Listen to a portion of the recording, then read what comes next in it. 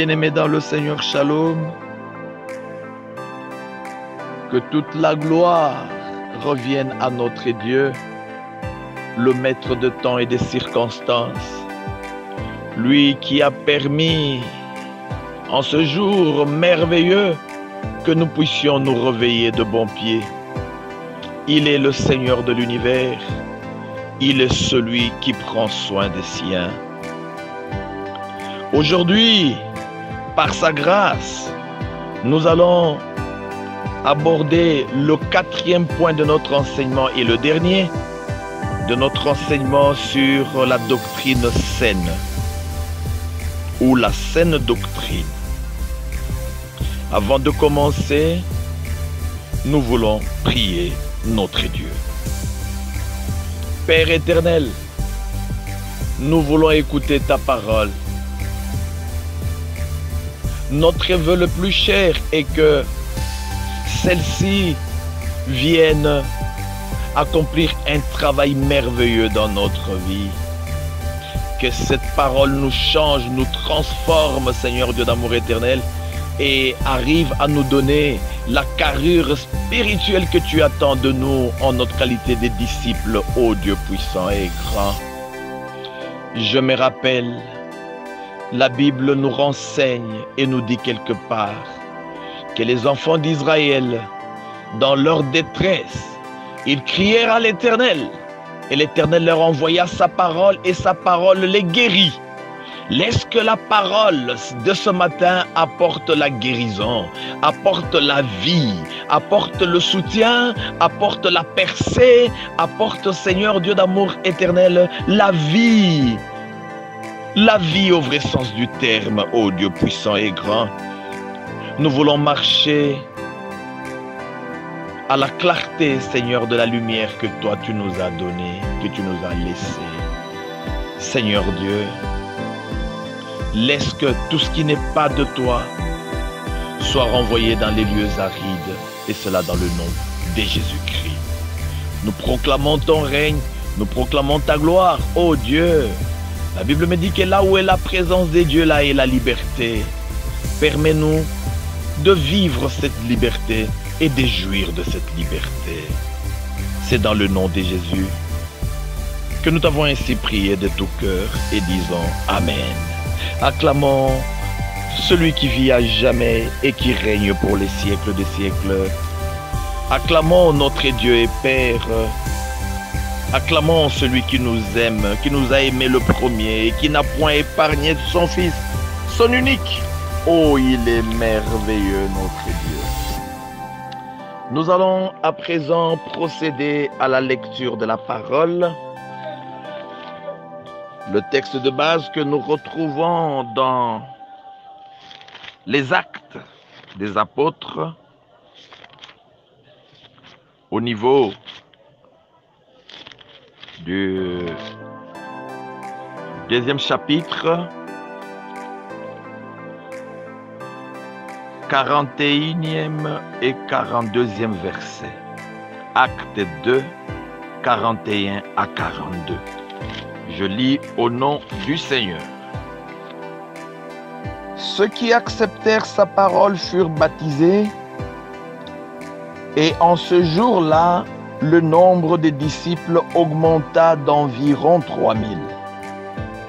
Ils persévèrent dans l'enseignement des apôtres, dans la communion fraternelle, dans la fraction du pain et dans la prière. Parole du Seigneur. Acclamons, acclamons. Bien-aimés dans le Seigneur, nous allons prendre le dernier virage avec la 4e partie de notre enseignement sur la saine doctrine ou la doctrine saine. Nous allons par la grâce du Seigneur passer en revue 4 points. Et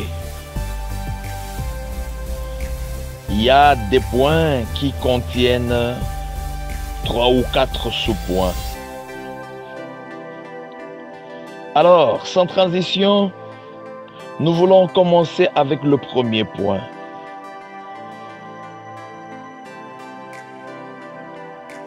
Quelle doit être l'attitude de croyants face à la saine doctrine?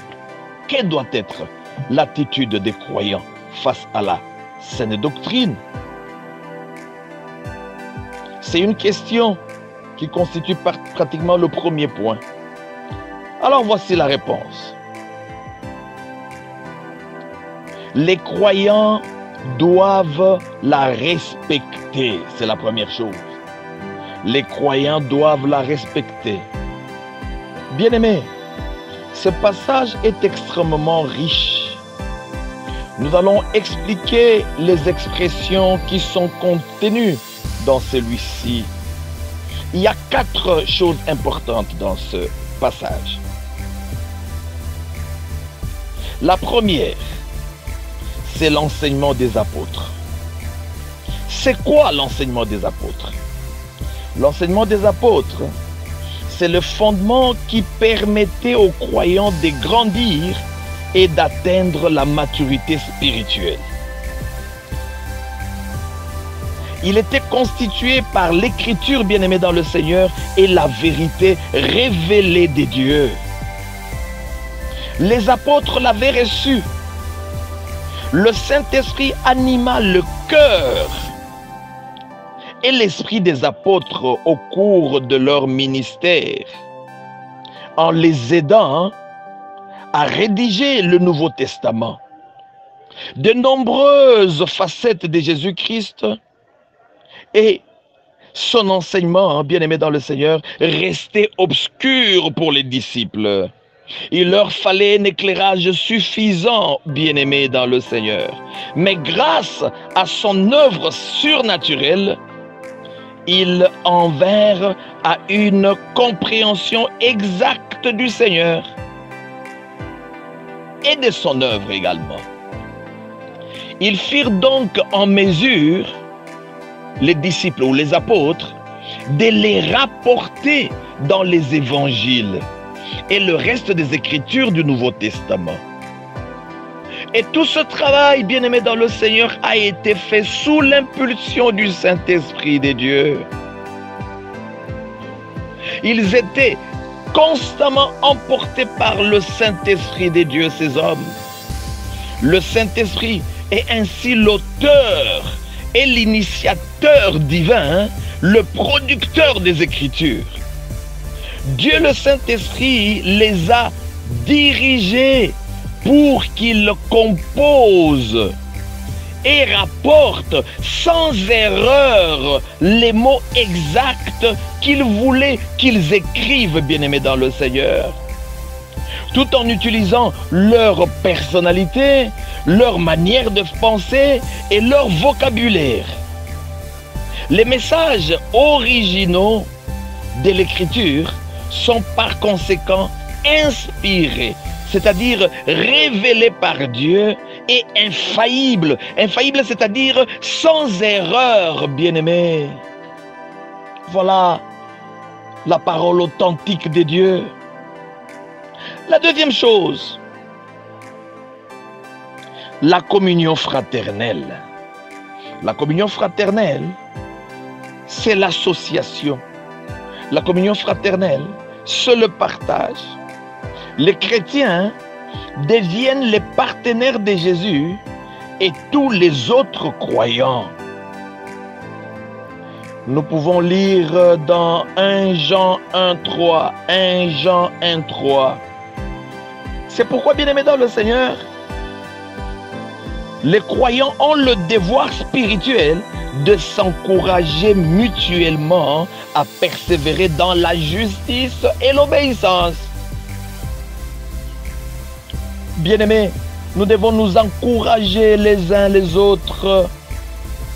Nous devons nous exhorter, bien-aimés dans le Seigneur, de manière à dire au prochain de persévérer avec ce Seigneur glorieux et merveilleux. Lisons Romains 12, verset 10. Romains 12, verset 10. Par amour fraternel, soyez pleins d'affection les uns pour les autres, par honneur, user des prévenances réciproques. Bien-aimés, le Seigneur attend de nous que nous puissions nous soutenir. Nous ne pouvons pas laisser le prochain, bien-aimé dans le Seigneur, se retrouver dans un puits et le laisser comme ça sans pour autant venir à son secours, bien-aimé dans le Seigneur. Ce n'est pas ce que le Seigneur attend de nous. La troisième chose, on doit parler de la fraction du pain. La fraction du pain. C'est allusion à la table du Seigneur ou la scène à laquelle tous les chrétiens doivent avoir part. Tous les chrétiens doivent avoir part à ça. 1 Corinthiens 11, 24 à 29. 1 Corinthiens 11, 24 à 29. Mais la doctrine saine, bien-aimée, exige une sérieuse préparation au préalable pour éviter les malédictions. Nous devons nous préparer suffisamment avant de monter à la table du Seigneur. Très important. Si nous ne nous préparons pas, bien-aimés, nous risquons d'aller cueillir les malédictions pour rien. Très, très important. L'expression fraction du pain renvoie à la scène, comme nous l'avions dit tout à l'heure. La scène célébrée en souvenir de Jésus et du dernier repas qu'il a pris avec ses disciples avant sa mort. Oh, je nous renvoie dans Matthieu 26, 26 à 29. Matthieu 26, 26 à 29. La quatrième chose, c'est la prière. La prière. Celle des croyants, pris individuellement, et de l'Église dans son ensemble, qui doivent être connectés à Dieu par celle-ci ou par la prière. La prière, c'est l'opportunité que nous avons, bien-aimés, de parler à notre Dieu. C'est l'opportunité que nous avons lorsque nous lui parlons, et Dieu, il nous réserve aussi de temps en temps les réponses aux requêtes que nous lui soumettons, aux problèmes que nous lui soumettons, bien-aimés dans le Seigneur. Voilà pourquoi, notre qualité d'enfant de Dieu, nous devons avoir une vie de prière. La prière, bien-aimés dans le Seigneur. Deuxième point. C'est-à-dire que nous venons de terminer notre premier point, bien-aimés dans le Seigneur. Et le deuxième point, le premier point qui avait 4 choses à expliquer que nous avons expliquées. Et maintenant nous entamons le deuxième point. Une marche fidèle l'honore, bien-aimés. Une marche fidèle l'honore. Tite 2, 9 à 10. Tite 2, 9 à 10.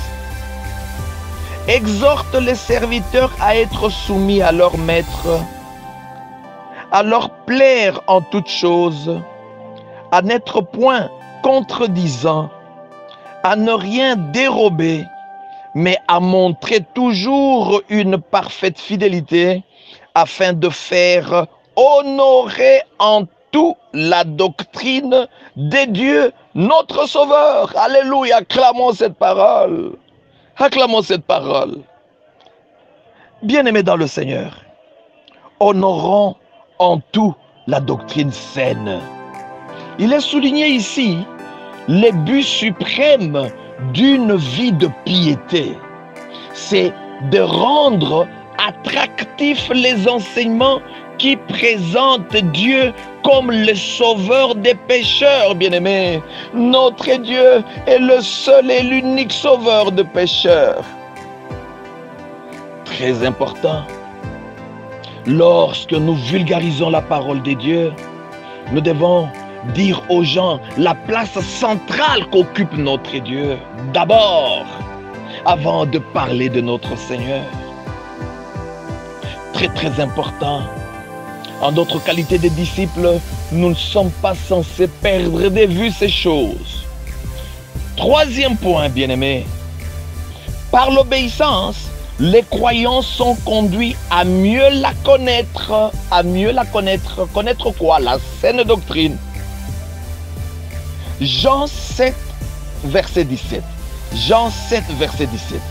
Si quelqu'un veut faire sa volonté, il connaîtra si ma doctrine est de Dieu ou si je parle de mon propre chef. Oh, parole du Seigneur! Qu'est-ce que nous devons comprendre par la grâce de Dieu? Bien-aimés, ceux qui sont totalement consacrés pour exécuter la volonté de Dieu seront guidés par lui.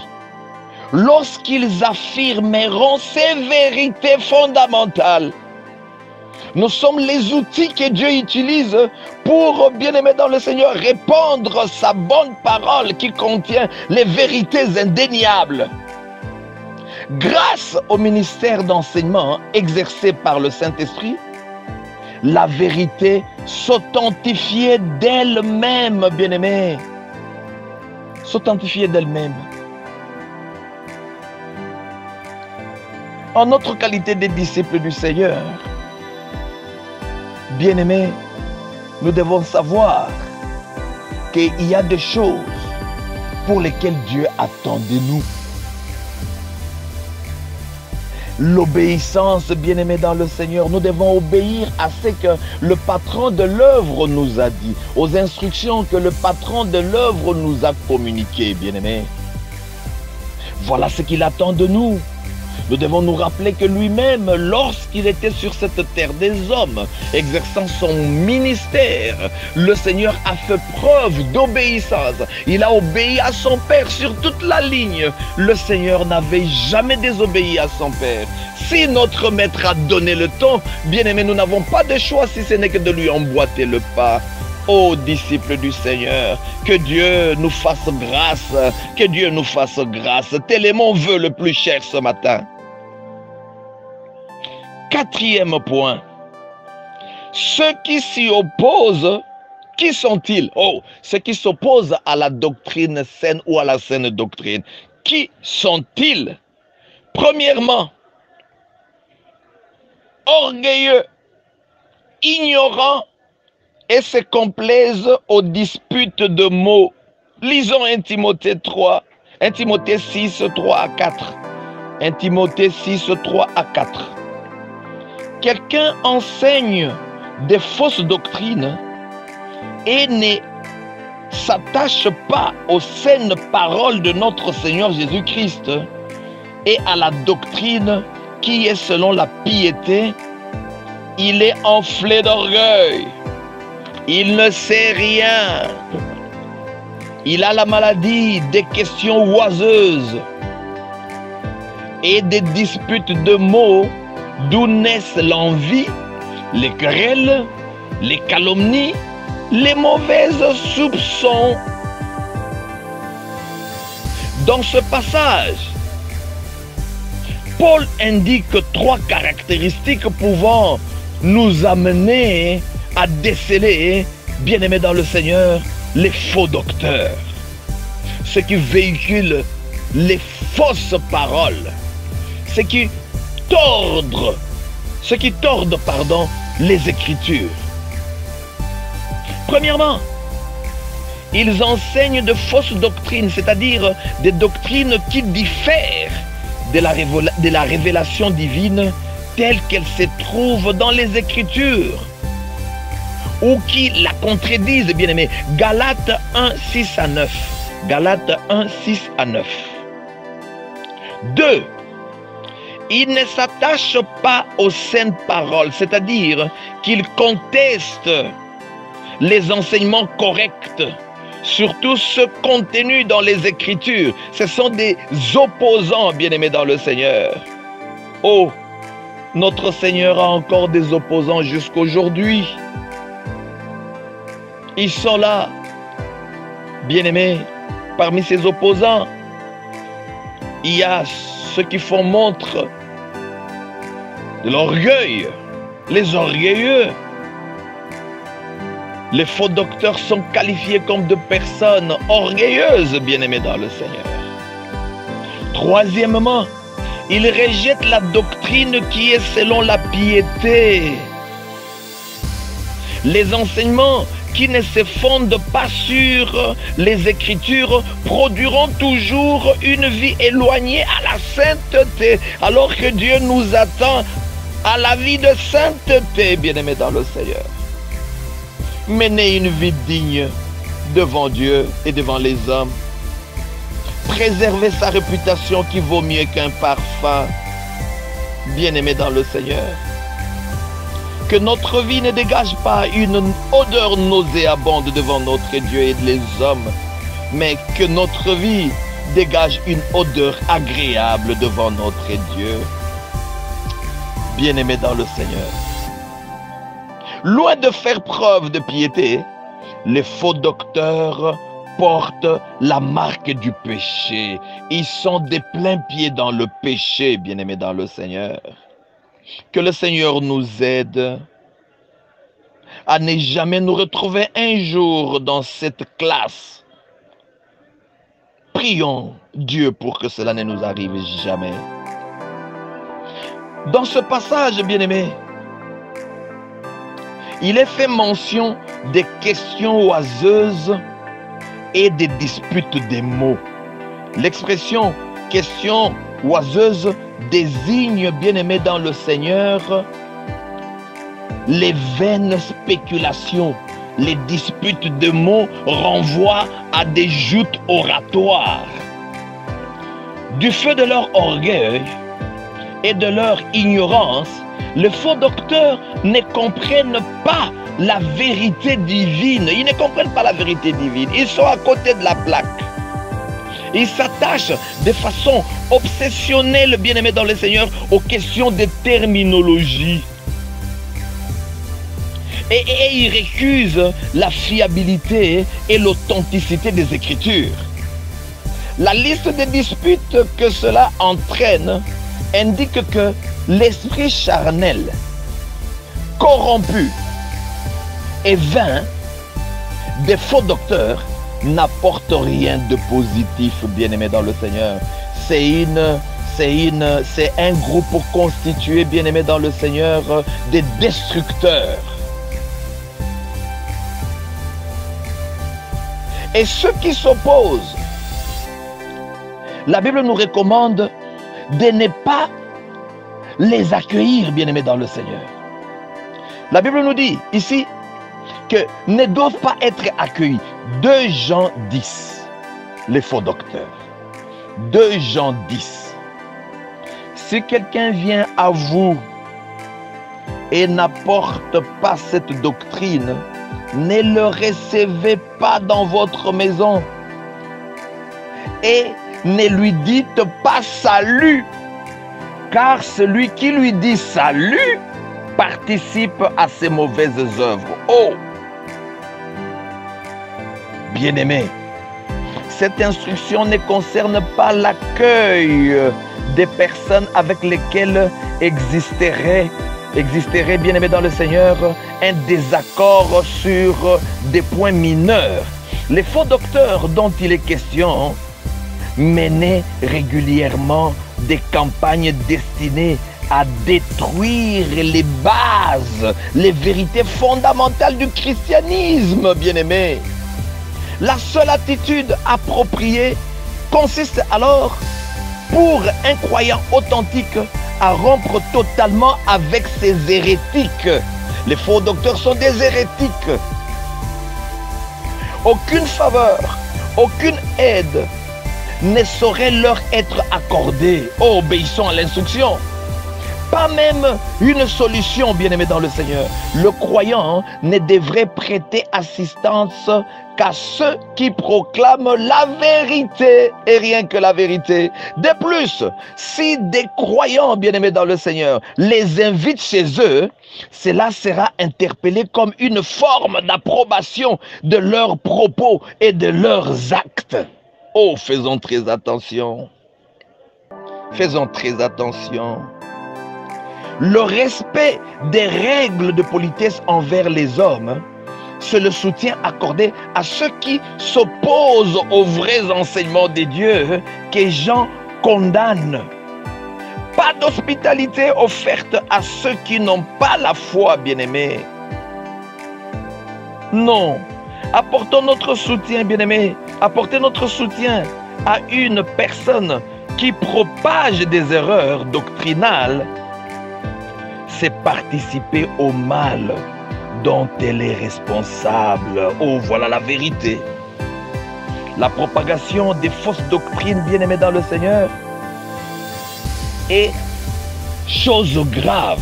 Si grave que Jean a écrit cette lettre pour nous avertir du danger. Notre monde compte tant d'enseignements erronés que nous pouvons être tentés, bien-aimés dans le Seigneur, d'en relativiser la gravité. Nous devrions au contraire comprendre la menace que ces hérésies, la menace, bien-aimés dans le Seigneur, que ces hérésies, et veiller à ne pas leur laisser davantage. Il faut leur barrer la route. Leur barrer la route. Troisième chose, les faux docteurs doivent être évités. Romains 16, verset 17. Je vous exhorte, frères, à prendre garde à ceux qui causent des divisions et des scandales, au préjudice de l'enseignement que vous avez reçu. Éloignez-vous d'eux. Éloignez-vous d'eux. Cette belle parole, bien-aimée dans le Seigneur, est claire comme l'eau des sources. Notre problème est de la mettre en application pour prouver à notre Dieu que nous l'aimons de tout cœur, de tout notre cœur, de toute notre âme et de toute notre force, bien-aimée dans le Seigneur. Quatrièmement, les impies ne la supportent pas. Les faux docteurs ne supportent pas la saine doctrine, bien-aimés dans le Seigneur. 2 Timothée 4, verset 3. 2 Timothée 4, verset 3. Car il viendra un temps où les hommes ne supporteront pas la saine doctrine, mais ayant la démangeaison d'entendre des choses agréables, ils se donneront une foule de docteurs selon leurs propres désirs, détourneront l'oreille à la vérité et se tourneront vers des fables. Il y a une phrase ici qui doit être expliquée, ayant la démangeaison d'entendre des choses agréables. Bien-aimés dans le Seigneur, ceux qui se prétendent chrétiens, mais ne le sont que de nom, suivent en fait leur propre penchant. Ils sont attachés à leur penchant. Ils se précipitent pour écouter des prédications, des enseignements qui leur promettent les bénédictions de Dieu en dehors de son pardon et le salut indépendamment de leur repentance, bien-aimés dans le Seigneur. On ne peut pas accéder à la bénédiction de Dieu, bien-aimés dans le Seigneur. Si on a des problèmes avec les autres, il faut préalablement demander pardon. On ne peut pas accéder à la bénédiction de Dieu si on ne se répand pas sincèrement. Oh, bien-aimés dans le Seigneur, notre Dieu n'exauce point les pécheurs. Je nous renvoie dans Romains. Ils aiment se divertir par des enseignements qui leur procurent des sensations agréables et une bonne image d'eux-mêmes, bien-aimés dans le Seigneur. Ce qu'ils recherchent, ce sont des prédicateurs qui flatteront leurs propres désirs.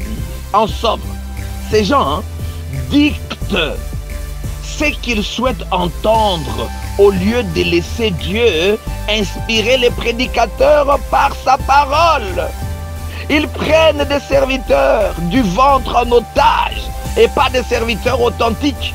Et les serviteurs authentiques jouissent de leur liberté, bien-aimés dans le Seigneur. Non, ce n'est pas ce que le maître de la moisson attend de ses serviteurs authentiques. Quand vous êtes pris en otage, vous ne supporterez pas la saine doctrine, bien-aimés dans le Seigneur. Préservons la liberté que le Seigneur nous reconnaît.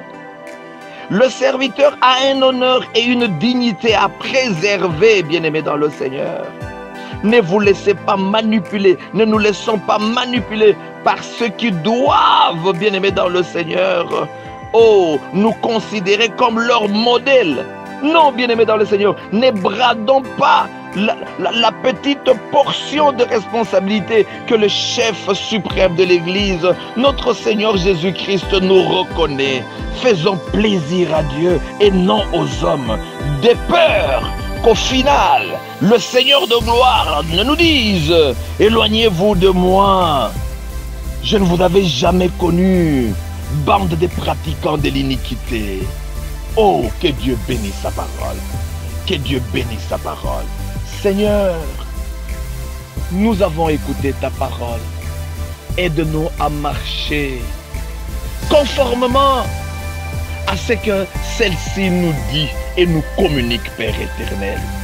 Nous demandons le soutien de ton esprit.